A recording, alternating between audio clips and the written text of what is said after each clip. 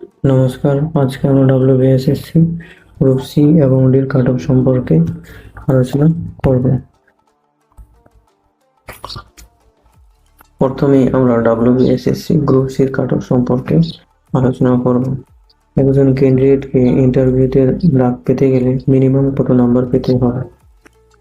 প্রথমে বলি যে ইউআর ক্যান্ডিডেট 55 প্লাস পেতেই হবে।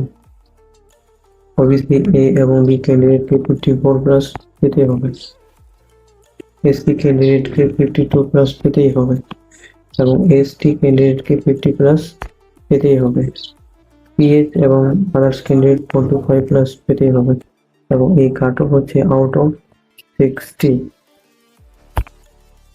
এখানে কাট অফ হাই যাওয়ার কারণ হলো যে অনেক ক্যান্ডিডেট WBCS নিয়ে পড়াশোনা করে ওরা কিন্তু এই পরীক্ষা দিয়েছে।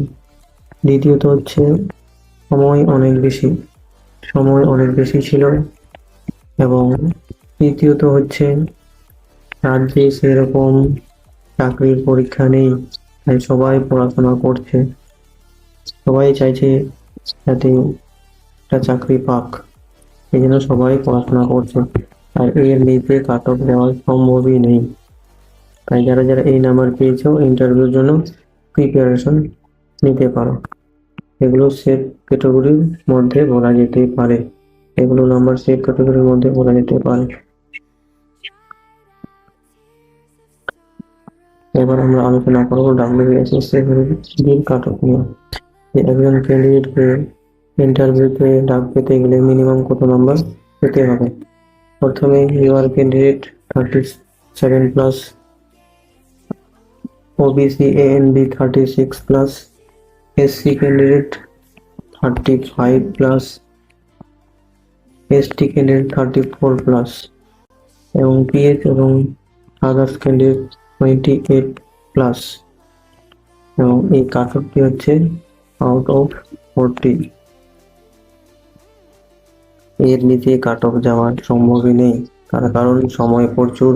অনেক ক্যান্ডিডেট ভালো ক্যান্ডিডেট WBCS ক্যান্ডিডেট এই পরীক্ষা দিয়েছে। দ্বিতীয়ত হচ্ছে রাজ্যে এরকম কিন্তু সরকারি চাকরি পরীক্ষা নেই, তাই অনেকে পড়াশোনা করছে। তাই যারা যারা এই নাম্বার পেয়েছো তোমাদের একটা সুযোগ হতে পারে, কিন্তু গ্যারেন্টি নয়, সুযোগ হতে পারে চাকরি পাওয়ার।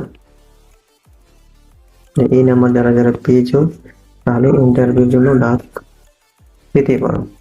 চাকরির কথা কিন্তু এখানে বলছি না, ইন্টারভিউ ডাক পেতে পারো। যারা এই নাম্বার পেয়েছো ইন্টারভিউর জন্য প্রিপারেশন নিতে পারো। এই ভিডিওটি আপনাদের হেল্পফুল মনে হয়েছে এই বলে এই ছোট্ট ভিডিওটি শেষ করলাম এবং ভিডিওটি দেখার জন্য আপনাদেরকে অসংখ্য ধন্যবাদ।